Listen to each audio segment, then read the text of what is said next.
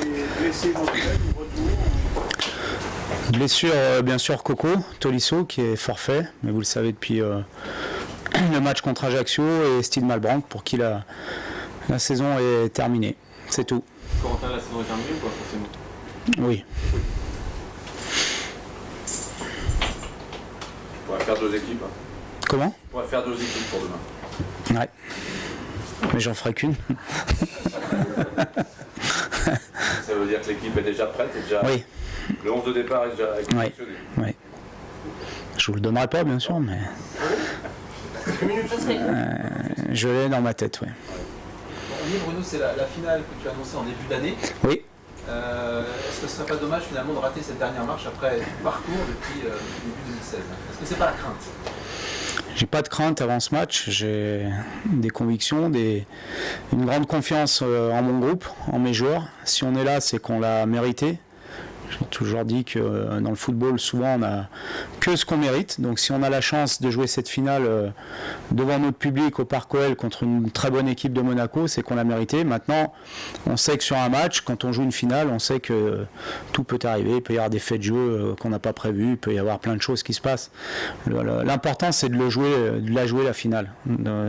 Surtout de ne pas avoir de regrets à la fin du match, d'être concentré sur ce qu'on a à faire, sur ce qu'on a déjà bien fait, continuer à bien le faire. Après, le résultat, il sera ce qu'il sera. Si on fait le maximum, on a de grandes chances qu'il soit positif. Et voilà, c'est tout ce qu'on peut dire avant le match.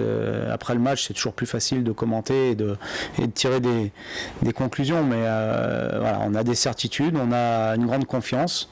Monaco aussi, je pense que ça sera l'équipe qui maîtrisera le mieux l'événement qui gagnera le match. Est-ce que tu le prépares comme une finale de coupe? Justement, on parle beaucoup de finale, mais est-ce que ça ressemble à ça, comme si... Pas vraiment, parce qu'une finale de coupe, on sait qu'à la fin, il y a obligatoirement une équipe qui lève la coupe et l'autre qui pleure. Nous, il y a un cas où on peut ni lever la coupe ni pleurer, c'est si on fait match nul.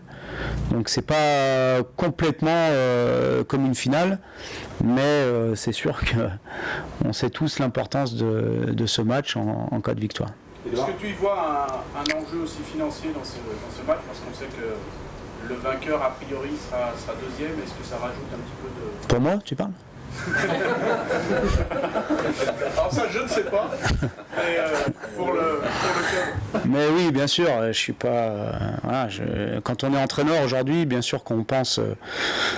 aux sportifs, mais on connaît aussi les enjeux économiques que ça peut avoir sur le club. Maintenant, même si on les connaît, c'est pas ce qui anime mon esprit. Ce qui anime mon esprit, c'est de faire jouer mon équipe, c'est de trouver la faille dans l'équipe adverse et de gagner le match. Mais bien évidemment que je sais que pour le club, c'est un enjeu majeur. Mais quand le match débute, on pense pas à ça. Mais est-ce que tu protèges tes joueurs justement de cette pression financière? Parce que dans les journaux, on en parle énormément. Oui, je pense qu'il faut rester concentré, comme je l'ai dit tout à l'heure, sur ce qu'on a à faire, ce qu'on a bien fait depuis 4 mois, que ce soit au Parc OL ou à l'extérieur. Donc l'essentiel, c'est ça, c'est de rester concentré individuellement et collectivement sur ce qu'on a à faire et ce qu'on a bien fait depuis 4 mois. Et après, il sera temps, après le match, de tirer des enseignements du résultat du match, que ce soit sportivement, économiquement ou tout ce que vous voulez bien entendre.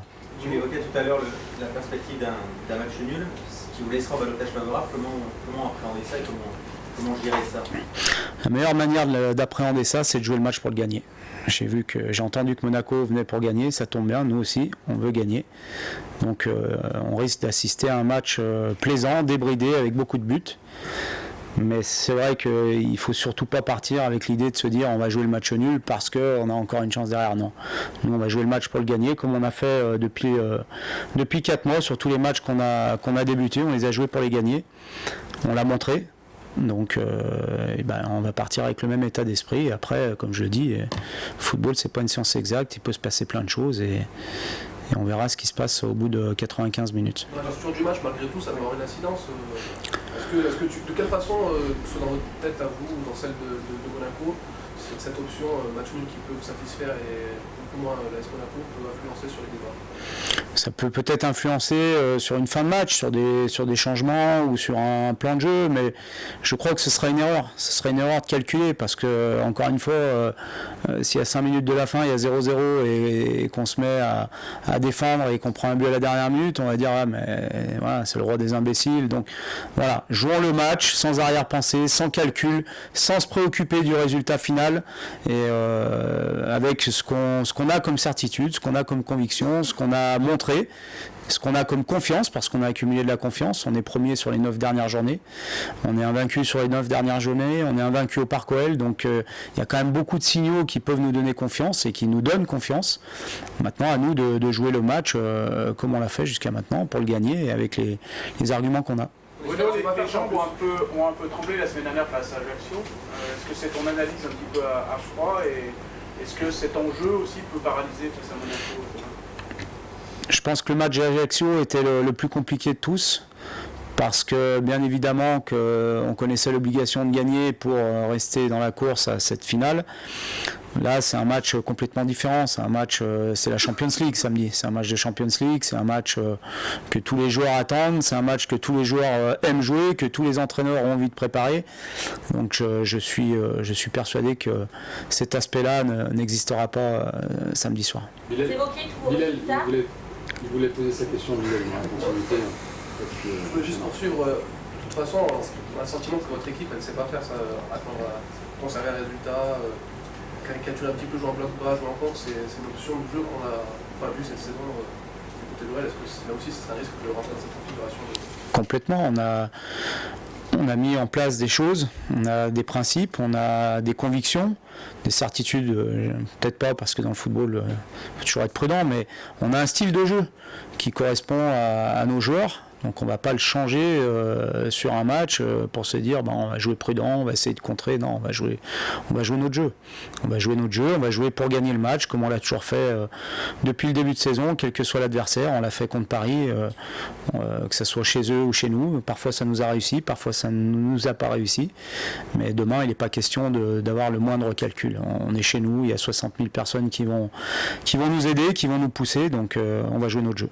Vous évoquiez vos résultats tout à l'heure, qui sont très bons en ce moment. D'être dans la peau du favori, puisque demain vous êtes le favori face à Monaco, est-ce que c'est un avantage ou un désavantage? Je ne sais pas si c'est un avantage ou un désavantage, il faut l'assumer, c'est tout. Si on en est là aujourd'hui, comme je l'ai dit tout à l'heure, c'est qu'on l'a mérité, c'est qu'on a fait des choses très bien. Parce qu'il faut se rappeler qu'on avait jusqu'à 10 points de retard, je crois, au soir de la 27e journée ou de la 26e, je ne sais plus. Donc si on a réussi à revenir, bien sûr que Monaco a peut-être eu quelques soucis, mais c'est surtout parce que nous, on a tourné à plein régime et qu'on a réussi à faire plus de 2 points par match sur la deuxième partie de saison. Donc qu'on soit favori, il faut l'assumer, et pour l'assumer, il faut penser à notre jeu. Oui.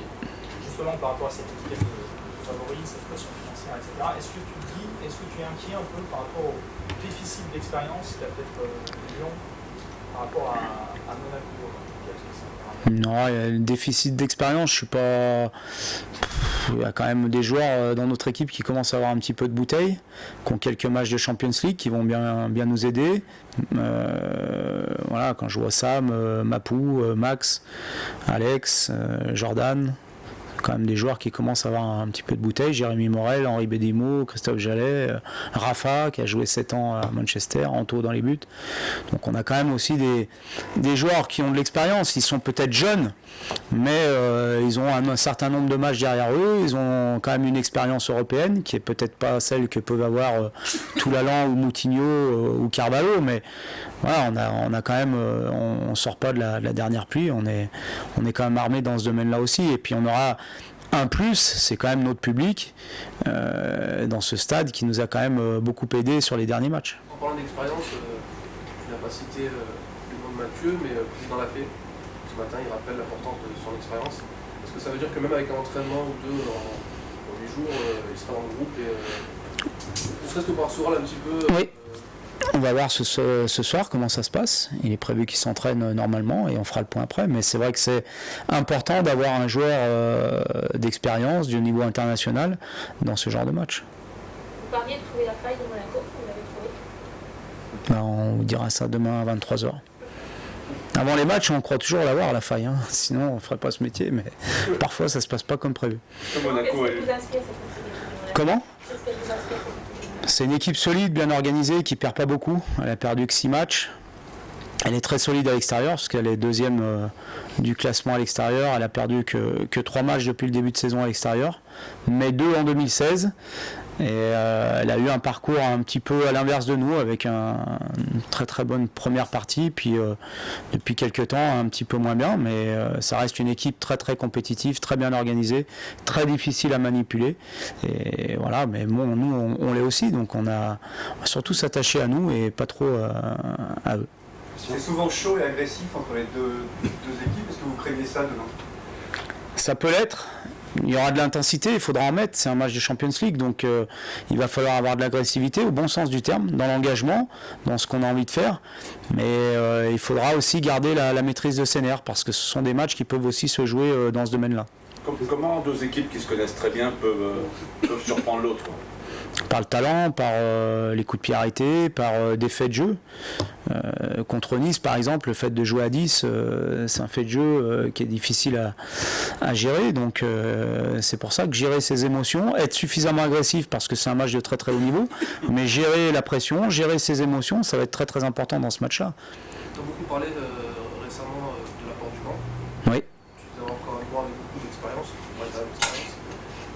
Comment tu analyses un petit peu la façon dont se comportent tes remplaçants qui avaient démarré la saison en tant que titulaire, comment on gère un petit peu ça justement ? En étant clair avec tout le monde, en ayant un fonctionnement le plus juste possible, en tous les cas à mes yeux, dans mes choix, dans ce que je fais, dans ce que je demande aux joueurs.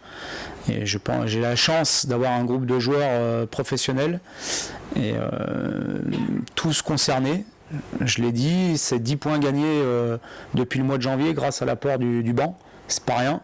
Aujourd'hui, on jouerait pour autre chose si les gars qui étaient rentrés en cours de jeu n'avaient pas fait leur travail.